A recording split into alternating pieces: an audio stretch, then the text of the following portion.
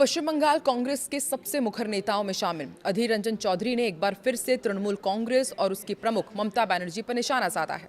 इस बार उन्होंने इंडिया गठबंधन की बैठक के दौरान सोनिया गांधी और ममता बनर्जी की मुलाकात को लेकर ऐसा बयान दिया है जिसने विपक्षी राजनीति में नई चर्चा शुरू कर दी है। नमस्कार, मैं हूं आकांक्षा और आप देख रहे हैं न्यूज 18 का डिजिटल प्लेटफॉर्म। विपक्षी गठबंधन की बैठक में सोनिया गांधी और ममता बनर्जी की मुलाकात पर कांग्रेस के वरिष्ठ नेता अधीर रंजन चौधरी ने ऐसा तंज कसा है जिसने बंगाल की राजनीति से लेकर इंडिया गठबंधन तक नई बहस छेड़ दी है। अधीर रंजन चौधरी ने दरअसल कहा है कि सोनिया गांधी का स्वभाव क्षमाशील है, इसलिए वो उन लोगों से भी मिल लेती हैं जिन्होंने कांग्रेस को नुकसान पहुंचाया हो। सवाल ये है कि अधीर रंजन चौधरी आखिर किस ओर इशारा कर रहे हैं और इसके राजनीतिक मायने क्या है। दरअसल अधीर रंजन चौधरी ने कहा है कि सोनिया गांधी एक बड़े कद की नेता हैं, वो क्षमाशील हैं, दयालु हैं। उन्होंने यहाँ तक कहा कि जिस परिवार ने पूर्व प्रधानमंत्री राजीव गांधी के हत्यारों तक को माफ कर दिया, उसके लिए राजनीतिक विरोधियों को माफ करना कोई बड़ी बात नहीं है। उनके इस बयान को ममता बनर्जी पर अप्रत्यक्ष हमला माना जा रहा है। दरअसल पश्चिम बंगाल में कांग्रेस और तृणमूल कांग्रेस के रिश्ते लंबे समय से तनावपूर्ण रहे हैं। हालांकि राष्ट्र स्तर पर दोनों दल इंडिया गठबंधन का हिस्सा जरूर हैं, लेकिन राज्य की राजनीति में दोनों एक दूसरे के खिलाफ चुनाव लड़ते हैं। अधीर रंजन चौधरी खुद कई बार सार्वजनिक रूप से ममता बनर्जी और उनकी पार्टी की आलोचना कर चुके हैं।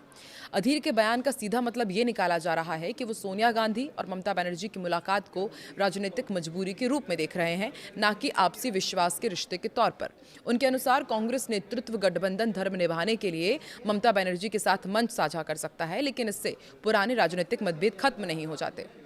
राजनीतिक एक्सपर्ट्स का भी मानना है कि अधीर रंजन चौधरी का बयान केवल एक टिप्पणी नहीं, बल्कि इसके जरिए उन्होंने कांग्रेस नेतृत्व को भी संदेश देने की कोशिश की है।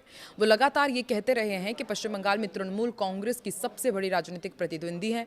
ऐसे में सोनिया गांधी और ममता बनर्जी की नजदीकियां उन्हें असहज करती हैं। अधीर ने इसी दौरान बहरामपुर लोकसभा सीट का मुद्दा भी उठाया। उन्होंने आरोप लगाया कि तृणमूल कांग्रेस ने उन्हें हराने के लिए करोड़ों रुपए खर्च किए और चुनाव में धार्मिक ध्रुवीकरण की राजनीति की। उनका दावा है कि ममता बनर्जी ने खुद यहां जाकर तृणमूल उम्मीदवार यूसुफ पठान के लिए प्रचार किया, मतदाताओं से मुस्लिम उम्मीदवार के पक्ष में मतदान की अपील की।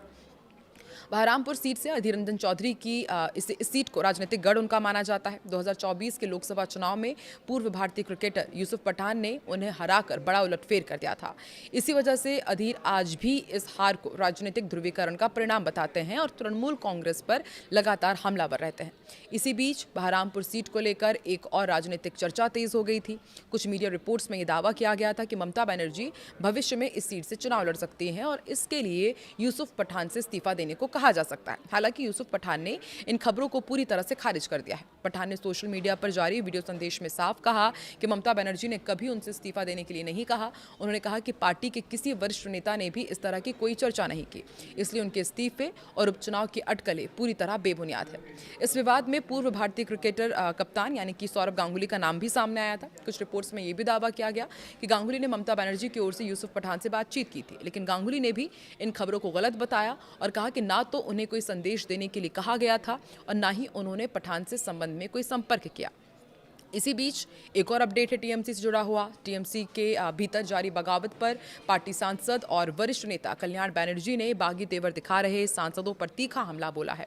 उन्होंने कहा कि यदि किसी सांसद ने पार्टी छोड़ने का फैसला कर लिया है तो उसे केवल पार्टी से ही नहीं बल्कि सांसद पद से भी इस्तीफा देना चाहिए।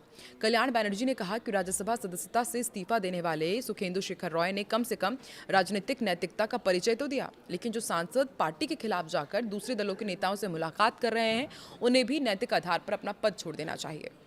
वहीं प्रेस कॉन्फ्रेंस में मौजूद कीर्ति आजाद ने कहा कि जो लोग टीएमसी छोड़ना चाहते हैं वो छोड़ दे, लेकिन तृणमूल का नाम ना ले। ये पार्टी ममता बनर्जी के संघर्ष से खड़ी हुई है, विरासत में नहीं मिली है। याद रखिए, घायल शेरनी ज्यादा खतरनाक होती है और आने वाले समय में बंगाल और देश की राजनीति में इसका जवाब मिलेगा। दरअसल खबर है कि टीएमसी के नाराज सांसदों का एक बागी गुट आज लोकसभा अध्यक्ष ओम बिरला से मुलाकात कर सकता है और सूत्रों के मुताबिक टीएमसी सांसदों के बागी गुट लोकसभा में अभिषेक बैनर्जी की जगह काकोली घोष को नेता के तौर पर मान्यता देने की मांग उठा सकते हैं। लोकसभा में टीएमसी के पूर्व चीफ विप रही काकोली घोष ने दावा किया कि उनके साथ करीब 20 सांसदों का समर्थन है। इन बागी टीएमसी सांसदों ने अलग खेमा बनाते हुए एनडीए में शामिल होने की इच्छा जताई है और इस संबंध में लोकसभा अध्यक्ष को 20 सांसदों के हस्ताक्षरों वाला पत्र भी भेजा है। खबर है कि पूर्व क्रिकेटर यूसुफ पठान भी इस बागी खेमे में शामिल हैं। हालांकि उनकी तरफ से इस बारे में भी कोई बयान नहीं आया है।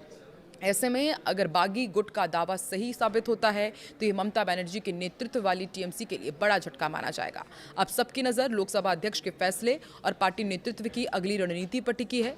उधर दिल्ली में टीएमसी सांसद शताब्दी रॉय के आवास पर सोमवार रात बागी सांसदों की अहम बैठक हुई। इस बैठक में बापी हलदार, अबू ताहिर खान, असित कुमार मल, खलीलुर रहमान और शर्मिला सरकार समेत कुल 8 सांसद मौजूद रहे। इस दौरान बंगाल के सीएम शुवेंदु अधिकारी भी शताब्दी रॉय के घर पहुंचे। खास बात ये रही कि एक दिन में दूसरी बार शुवेंदु अधिकारी ने इन बागी सांसदों से मुलाकात की है। बागी सांसदों की लगातार बैठक बीजेपी नेताओं के साथ संपर्क ने बंगाल की राजनीति में नई हलचल पैदा कर दी है। टीएमसी के भीतर बढ़ती नाराजगी के बीच बागी सांसद लोकसभा में अलग गुट की मान्यता और पार्टी नेतृत्व में बदलाव की मांग उठा रहे हैं। ऐसे में ममता बनर्जी के लिए संकट सिर्फ संगठनात्मक नहीं बल्कि पार्टी के अस्तित्व और संसदीय ताकत की परीक्षा बनता जा रहा है। टीएमसी से इस्तीफा देने के बाद राज्यसभा के पूर्व सांसद सुखेंदु शेखर राय ने न्यूज 18 इंडिया से एक्सक्लूसिव बातचीत की। पार्टी और उसके नेतृत्व पर तीखा हमला बोला और कहा कि टीएमसी और राज्य सरकार के भीतर संवाद की कोई व्यवस्था नहीं बची थी और उनकी आवाज लगातार अनसुनी की जा रही थी। उन्होंने ये भी दावा किया कि पार्टी में वन वे ट्रैफिक की स्थिति बन गई थी, जहां कुछ चुनिंदा लोग ही बोलते थे और बाकी नेताओं की राय को महत्व नहीं दिया जाता था। और अब आप देखिए, सिर्फ एक नहीं, एक एक करके कई सांसद इसी तरह से ममता बनर्जी के खिलाफ आग उगल रहे हैं, यहाँ तक कि बैठक कर रहे हैं, अलग गुट बनाने का दावा कर रहे हैं। और शुवेंदु अधिकारी से मुलाकात कुछ और ही इशारा कर रही है। तो अब आपको क्या लगता है, बंगाल के समीकरण में अब क्या होने जा रहा है? क्या कुछ नया खेला होगा? क्या टीएमसी ममता बनर्जी के हाथ से छिन जाएगी? कमेंट सेक्शन पर अपनी प्रतिक्रिया जरूर दें।